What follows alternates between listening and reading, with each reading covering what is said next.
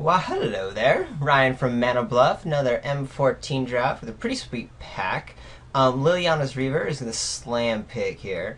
Black is pretty good. Liliana's Reaver is a bomb. Pacifism is probably the next best card in the pack, but as people know, white's not too sweet. Corrupt, pretty good if you go mono black, kind of hard to get. Shock's fine. Academy Ranger's fine. Mind Rot's fine. Master Version's pretty good too. Yeah, pretty decent pack considering. So we'll just slam that Liliana's Reaver and have some fun. And guys, if you can and you want to leave some comments, go to manabluff.com to leave the comments. I'm guaranteed to respond to those. Or you can find me on Twitter, __RGH___. And of course, YouTube's always fine. I try to check that as much as possible for comments, subscribes, and likes. Yeah, let's keep going. The River. Ooh, Flames is a pretty nice pick here. Sarah Angel Pacifism also being super sweet, although black red is a way better color combination. And since these are all kind of on the same level, Pacifism and Flames being super awesome removal spell, Sarah Angel being a sweet creature, but avoid white if possible is kind of the key here. And so passing me Flames with no other strong red cards in the pack and not really passing red means it could be pretty well set up for a sweet red deck here. I can decide. So Act of Treason or Marauding Maulhorn are the red cards. No black yet. Dragon Egg will be fine if we get into the sacrifice deck. Maulhorn is the more conservative kind of solid pick. I'm going to get the Act of Treason now and start trying to prioritize some sacrifice outlets, because if you do get sacrifice outlets, that Act of Treason is way better than Marauding Maulhorn. Although this guy by himself is cool. But I think early enough in the draft I can kind of prioritize that and try to get the dream started. And here now we're going to start diversifying, take the Blood Baron over the second Act of Treason. I do want both, but we have one of the great removal spells, and now we need to start picking up the sacrifice outlets, and the Blood Baron is actually the best version of it. I really hope we get to play this deck. I was just commenting before about what happened to the black red sacrifice deck. I haven't played it in a while, I haven't seen it in a while. And my only theory was that since everyone started knowing about it, it started getting kind of picked up and then diluted. And you can't have multiple people doing the sacrifice deck in a draft. You can have multiple people in black, red, even those two color combinations, but not everyone doing the sacrifice thing. Totally excited to get 9 Zombie. I think it's probably the best card in the pack next to Deadly Recluse. And it goes exactly with what we're trying to do with some of our sacrifice kids here. So now it's just about trying to keep those colors our colors, which is why we take Mark, even though it's not really grand in the sacrifice deck. It's still certainly powerful. I think the only thing we're starting to see here are some good green cards, mostly Advocate of the Beast. Blur Sliver is playable, but not particularly awesome. And I think Mark is a little bit more of a signal that black is decent. Here's a late Shock. Again, not as great as a removal spell, but still pretty late. In general, just as like it does trade for things, so I'm happy to grab it here. All of the spells I picked up are really good spells. Mind you, again, the Mark doesn't really work in conjunction with what the sacrifice deck's trying to do, but still a good card. And if for some reason we don't get the pieces to sacrificing, a random Act of Treason I don't mind getting rid of. Which is why we're going to take the Ring Flesh here. Spore Mount again, seeing some open green. But I'm forcing sacrifice deck. I think the synergy of that is way better than anything else. We'll take the Academy Raider over the Mind Rot and the Flesh Pulper Giant. I think it's a more solid card and can kind of help in a more main deck situation versus Mind Rot, which is certainly main deckable, and Flesh Pulper Giant is fine, but yeah, Academy Raider is just better. Let's just be honest. Take Duress here. That is a sideboard card, so we'll go ahead and hide that right away. I think I'm going to cut the Naturalize, because that's actually a very good card. And against what I'm hoping to have in the Sacrifice deck, that can actually be very nice, in case I have like a Bubbling Cauldron, which would kind of be the dream. Or even Barrage and Expendables, which isn't as awesome, but still very playable. So, I don't think we passed too much black or red. That Act of Treason did get passed a little bit late, which is kind of a bummer. But I think it was right to prioritize the Blood Baron sacrifice piece over it. And getting a late Shock was pretty cool, so that's nice. We're going to try to start cutting just the colors in general. Don't want to play Ring Flesh. I'd rather have stronger spells coming out in my deck than a Ring Flesh combat trick. And we have that with Shock, Act of Treason, and Flames right now. So we're looking to go that way. He is gonna. Ooh, that's a sideboard card. I was mentioning in the last recording, or I guess 2 recordings ago, that I felt like Shrivel was. I've never actually sideboarded in, but then it was pointed out to me by a strong player, Denal, that Shrivel is great against the Young Pyromancer deck. Hopefully, I'm the one with the Young Pyromancers, or some Molten Births for such fun sacrifice pieces. But anyway, so I'm actually glad to have Shrivel for the sideboard. Here, I'm just staying stubborn and going with my synergy deck versus strong cards. Claustrophobia and Colonial Tusker are awesome. If I had picked up on some of the green and gone that route for the green that was open, this would be an awesome inclusion. Claustrophobia, we didn't see any blue, so someone's going to get that gift of Claustrophobia. I would love the Shock or the Goblin Diplomats, but again, I'm going to start picking up the more synergistic cards. But then I just realized Blood Baron's in the pack, and maybe I even prefer Blood Baron over Bubbling Cauldron. Bubbling Cauldron can get pretty cool, especially once you have Festering Newts. I'm going to take it, in case I see some Festering Newts. That'd be kind of fun. I think Blood Baron's actually a better card, but this is uncommon, so I'm not as likely to see as many Bubbling Cauldrons, whereas I might see another Blood Baron here or there. So we'll grab it. I'm not too sure if that's correct. Wow! Okay, so I'm taking Opportunity. Especially because there's like no other cards in my colors here at all. And Opportunity is just an A card. So could start getting convinced to start moving into blue. Kenning Minotaur would be the only other pick here, which is just so depressing. Domestication is a great card too, so we're getting past Wicked Blue, so the person left also wasn't in blue. Time Ebb, Sensory Deprivation. A little bit worried because we didn't see any of that in the first pack, which means we'll probably cut pretty hard in the third pack. So that's a little bit scary. And if we're doing Opportunity Domestication, then we're cutting a color. Right now, that's kind of tough because the Reaver is such a strong card, but the Flames and the Shock and the Active Treason are kind of on the game plan, but it doesn't matter. We're taking those blues. You kind of have to. Ooh, Briar Pack Alpha? That's pretty good. Do I want Essence Scatter or Seacoast Drake? That's actually debatable, which is surprising that Seacoast Drake is that good. Briar Pack Alpha, best card in the pack, but I need to start spreading myself into another color. What am I going to get, and what colors am I going to be in? Ugh. I honestly don't know which is the right pick between these blue cards now that I'm moving into blue.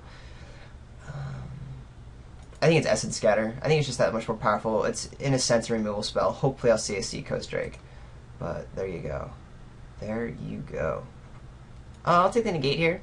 We're still not seeing any black or red. It's Cyclops Tyrant. Don't really care. That's definitely not a card that's going to make me jump into red more than black at this point. Spore Mountcell, another great card in the pack. Man, I wish I had that Claustrophobia over Bubbling Cauldron, which is going to do nothing now.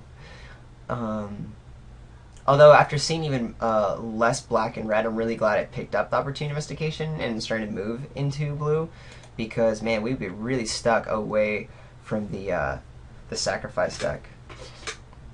Could take this Angelic card, start going off of Bubbling Cauldron. Meh, probably not gonna happen. We'll take the Accursed Spirit instead of Time Ebb. Time Ebb is great, but I do need to start rounding out some just solid playables here, and Accursed Spirit is that. And I think it's going to be harder to get more of those than, say, some random Time Ebb dude. I think I'll actually take the second Essence Scatter. I think that'll be pretty good. We'll start getting on this kind of black, blue control deck. Don't think Flames is going to make the splash. I'm really not a fan of splashing in this color combination. I could take the Festering Newt since I already have a Bubbling Cauldron, but I'm trying to cut blue as hard as possible now that I've jumped into it. I do think Essence Scatter is that much better. And we'll take Sensory Deprivation. We're officially abandoning the sacrifice game plan, so Barrage of Expendables isn't going to happen. Altar's Reap, though, is fine. Diabolic Tutor, we're not looking to combo off, so I'll just take an Altar's Reap at this point. And I will cut the Griffin Sentinel, which can get annoying.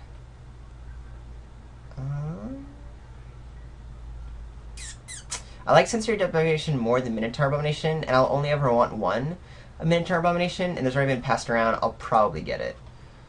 Could be kind of jumping up a little bit hard on without enough creatures. I took Ranger's Guile instead of another Shovel because I don't need a second one with the sideboard. For now, we're hiding the red, though I can certainly see myself splashing like the flames for something. So we're really light on creatures, naturally, because a lot of what we took was gone. So I need to prioritize. I only have 4 creatures, so it's going to be really hard to find playables, but that'll be the challenge of this late blue jump. And with the power level, domestication opportunity, and some essence scatters, I think that's okay. We just need, I assume, black creatures to round this guy out. Or just open Jace. That's always a good way to win, right? So we are 9 playables short. Hey, there's a creature and a great creature. Clone, which I will take over the Messenger Drake. Wall of Frost, though, I'd love to have. Train Corner will probably table, and I'll get that back. But Clone is definitely the better card of them all at the moment. Blood Baron's not going to do a whole lot in this deck. Now we have a lot of 4-drops. Mark may not make the deck. No, actually, I'm pretty sure every playable is going to make the deck at this point, so never mind. But yeah, Clone's just that good. Lots of 4-y things to do at the 4-drop slot.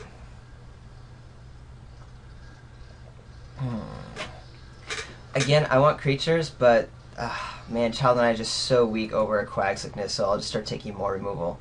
A little worrisome, but that's actually exactly the kind of strong card that I would take over some kind of creature. Unfortunately, I need to take the Undead Minotaur over my 3rd Essence Scatter. Young Pyromancer and Deadly Recluse, just showing some sweet love here.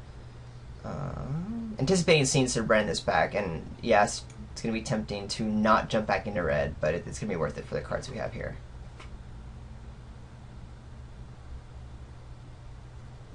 What ideally do I want to see? Just need to fill out the creatures. Even though all the really good creatures are in the 4-drop slot, I'm kind of like set on that.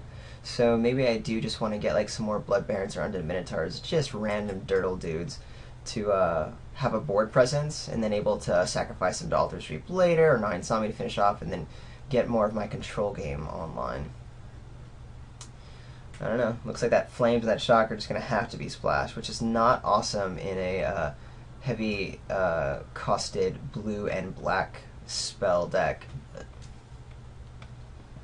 Still think it was, I don't know if it was right, but it's definitely super fun. I mean, that second pack, someone must have jumped into that black-red thing next to me, because there was just nothing there.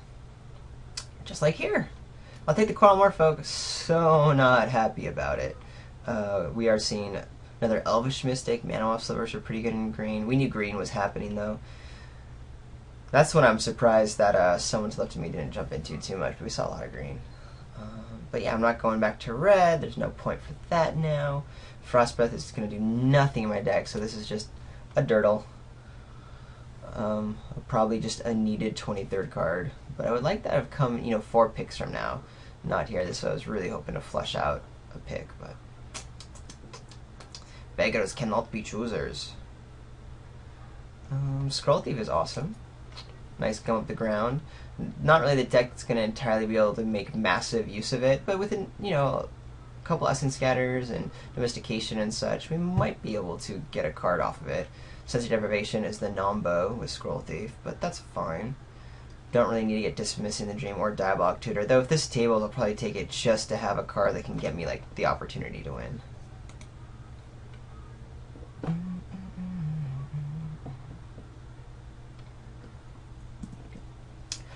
Ooh, Foil Corrupt. Man, that would so be fun to do. Strionic Resonator. Do they have any real triggered abilities? Leonis River would be cool on that. Scroll Thief. That'd be nice. But I'm not in a position where I can start playing the Funsies game. Corrupt, unfortunately, in this deck, I'm not going to have enough swamps to make it really strong. And since I am so light on creatures, I just have to take it through 2-3. This is almost never correct, but considering it's not going to be an insane card in my deck, then I'm going to kind of need it. Corpse Hauler, kind of the same deal. I'm just kind of flushing out some kind of creatures just to have a board presence, and hopefully Corpse Hauler will just end up getting back like the Leon's Reaver or a clone or something that's somewhat relevant. Because right now I'm winning with, what, Cursed Spirit, Clone Leon's River, which are certainly win conditions, but they're not exactly the best win conditions. And I definitely think Corpse Holder is best than having to disperse right now. We're just now hitting the 10 creatures, and wow, Archaeomancer and Cancel came back. Archaeomancer, I think it's gonna be great just because I have one opportunity, so that alone makes it worth playing. And even having like the Essence Scatters, they're fine, or an Altar's Reap or something is pretty okay. Essence Scatters aren't the greatest thing to bounce back, but it certainly works. And I'm gonna take it over the Cancel for sure, especially since I already have 2 Essence Scatters and a negate. And there's that Trained Condor that came back as anticipated, which is good. That'll kind of round us out a little bit. And hey, look, we have a barely playable 23 card deck. That is cool. Which card do I care the most about? Dragon Hatchling? Not too worried about that. Ooh, Academy Raider. I don't see myself ever playing another Coral Merfolk. I already have a Corpse Hauler and a bunch of stupid 2-drops, so we'll just cut Academy Raider, which is good. Same with Striking Sliver, because I don't need another Shrivel from the sideboard. Ooh, Diabolic Sphere. That might actually make the main deck, just to kind of help us get to one of our few power cards, since my deck's a little bit on the weak side. Not too sure. Maybe it'll just be a sideboard card against a slow deck. And right now it's between Negate, Coral Merfolk, and Diabolic Tutor. That will be the decision that I have to make. There's nothing else that's going to table, it's going to play in. So yeah, I'll see you in 2 seconds with that decision made. Alright, so here is the initial breakdown, and you'll notice there's the Negate, Merfolk, and Diabolic Tutor, the ones I'm trying to decide as my last 2 cards. And I did pull aside the Cauldron and the 2 red splashable cards. The Cauldron is just not doing enough in the deck to matter, and I actually hate splashing at third colors format despite it being slow. I just don't think it's really ever worth it. I mean, if you're green, it's fine, but for what I'm doing, it's not. It just really put a huge strain on my mana. I don't think it's worth it. Duress and Shrivel are just solid sideboard cards, and I think Coral Merfolk's going to enjoy them there. There's just never a relevant reason to have a 2-1 on board. So that brings Negate and Diabolic Tutor online, which I am perfectly fine with in this initial bust down, and then maybe bring in, think about the sideboard a little bit more if I need some more creatures. Going down to 11 isn't awesome, but having Diabolic Tutor to get the Reaver, or like an opportunity if I haven't drawn it yet, is going to be super sweet. And we're just looking to go kind of late game control. Definitely not the best control deck there is, but this format can support this deck to where there's actually a chance. So, let's give it our best shot. 9/8. I was going to go the other way. Yeah, a little bit more black. 2 double blacks, but then the 3 double blues.